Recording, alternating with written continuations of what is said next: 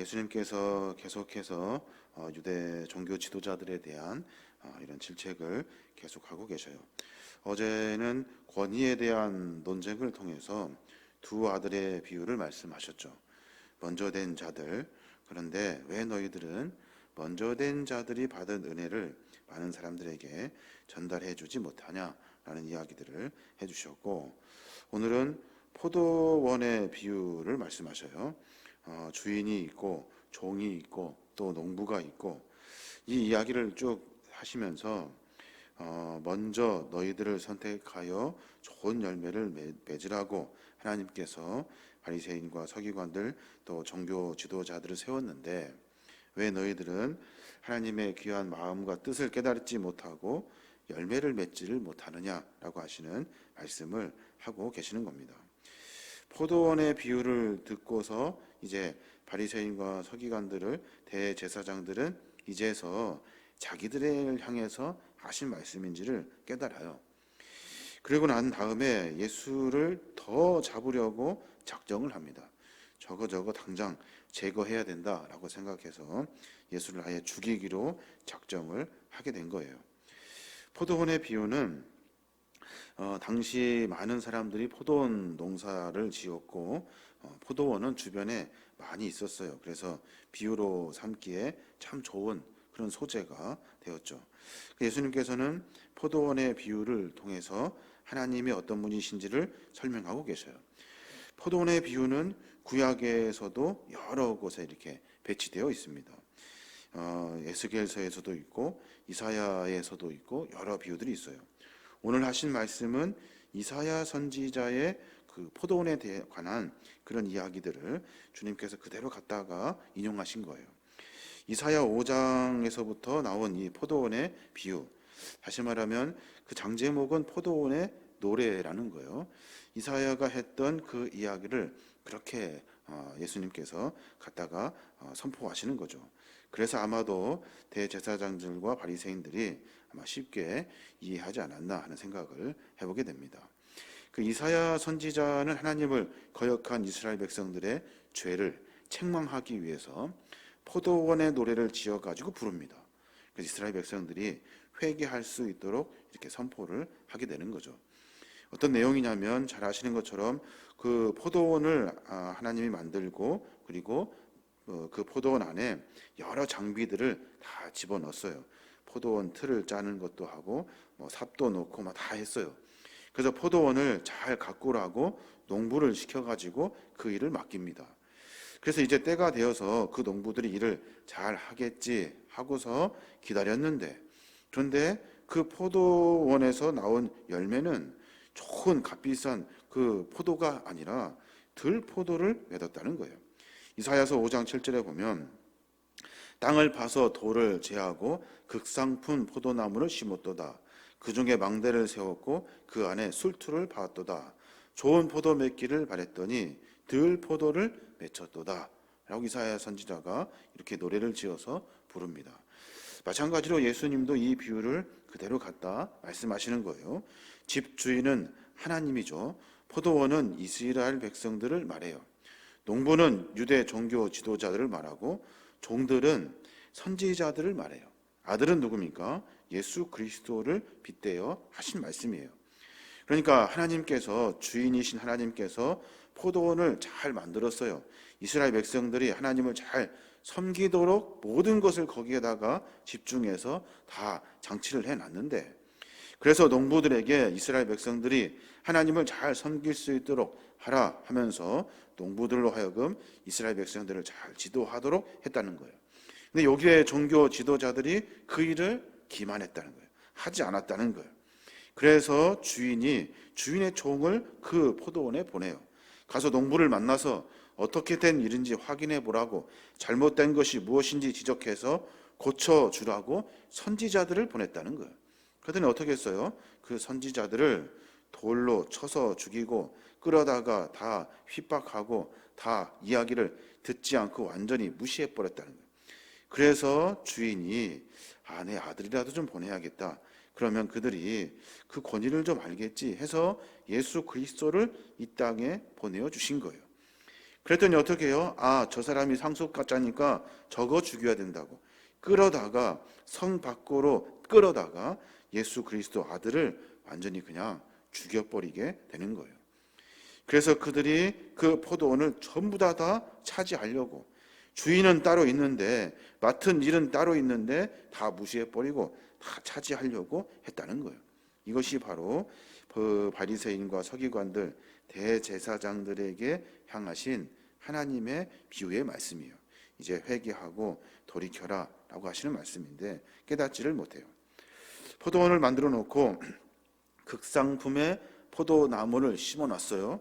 그러면 극상품의 포도나무에서는 좋은 포도를 맺어야 하는데 그 일을 하지 않아가지고 그 포도밭이 완전히 엉망이 돼버린 거예요. 극상품은 고사하고 먹을 수 없는, 아주 시고 써서 먹을 수 없는 들포도를 맺는 그런 밭으로 만들어 버렸다는 거예요. 주님께서 이제 그 밭을 어떻게 하면 좋겠니? 라고 다시 되물으셔요. 그랬더니 그들이 알기는 또 잘 알아요. 41절에 보니까 그들이 말하되 그 악한 자들을 진멸하고 포도원은 제때에 열매를 바칠 만한 다른 농부들에게 새로 줄지니다 라고 말해요. 당연합니다. 그 농부 잘라야 됩니다. 자르고 다른 사람들에게 맡겨서 좋은 포도를 맺을 수 있는, 다시 다른 사람들에게 그 농부로 일을 할 수 있도록 새를 다시 줘야 됩니다 라고 말한 거예요. 그래서 예수님께서 하시는 말씀, 그 말씀이 뭐냐면, 그러면 누구를 농부로 삼을 거냐 하는 거예요. 첫 번째는 버림받은 돌들, 그러니까 너희들이 버렸던 사람들, 천하다 여겼던 사람들, 핍박했던 많은 사람들, 하나님께서는 농부들과 이스라엘 백성들에게 은혜를 베풀어 주셔서 먼저 많은 은혜를 주셨는데 그 은혜를 잊어버리고 그 은혜 안에 살면서 다른 사람을 배척했던, 버렸던 사람들, 그 모퉁이 된 그 버린 그런 돌들을 하나님께서 다 주워다가 그 농부의 일들을 맡기신다는 거예요. 42절에 예수께서 이르시되 너희가 성경에 건축자들이 버린 돌이 모퉁이의 머릿돌이 되었나니 이것은 주로 말미암아 된 것이요 우리의 눈에 기이하도다 함을 읽어본 일이 없느냐라고 말씀하셔요. 누구에게 맡겨야 될까라고 하시는 말씀을 지금 하시는 거예요. 너희들이 버렸던 사람들, 천시 여겼던 사람들. 신기하다. 우리 눈에는 참 기이하다, 신기하다. 어떻게 저런 사람들이 하나님의 일을 할 수 있고 저런 사람이 어떻게 포도원의 농부를 감당할 수 있을까 하는 사람들을 데려다가 하나님께서 그 농부의 일을 맡기신다는 거예요. 그 이야기를 듣고 대제사장들과 바리새인들은 자기들에게 하는 말인지를 금방 깨닫습니다. 아, 저거 우리에게 하는 말씀이구나 라고 깨닫고 그 마음 가운데 돌이키면 참 좋을 것인데 그 마음이 완악하기 때문에 완전히 마음을 닫아버려요. 저거 잘라버려야 된다, 저 입을 막아야 된다 하는 모든 일들을, 우리가 그 일들을 통해서 많은 사람들이 깨닫지 못하도록, 우리가 잘못한 것을 알아가지 못하도록 저 사람을 제거해야 된다라는 마음으로 돌이켰다는 거예요. 우리 어떻게 살아야 합니까? 우리는 먼저 믿는 자들로 하나님 우리를 부르셨어요.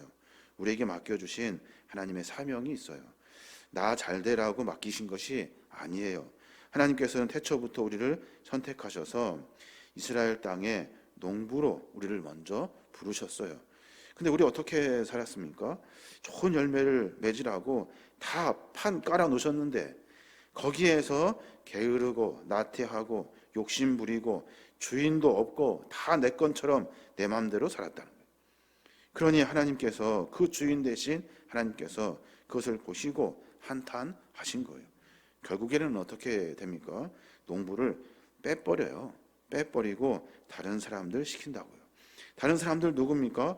그렇게 잘났다고 떠들었던 우리들이, 다른 사람들 질책하고 원망하고 미워했던 마치 버려진 돌 같은 사람들을 끌어다가 하나님 나라를 맡기신다는 거예요.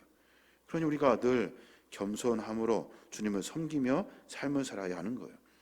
믿음이라는 것은 하나님의 부르심이에요. 하나님의 부르심은 하나님의 뜻이 있어 부른 거예요. 하나님의 뜻은 우리로 하여금 포도밭에서 열매를 맺어라 하는 것이 하나님의 뜻이에요. 내 마음대로 내가 하고 싶은 열매를 맺는 것이 아니라는 거예요. 우리의 삶 속에서 여러 가지 고민들을 해보게 됩니다.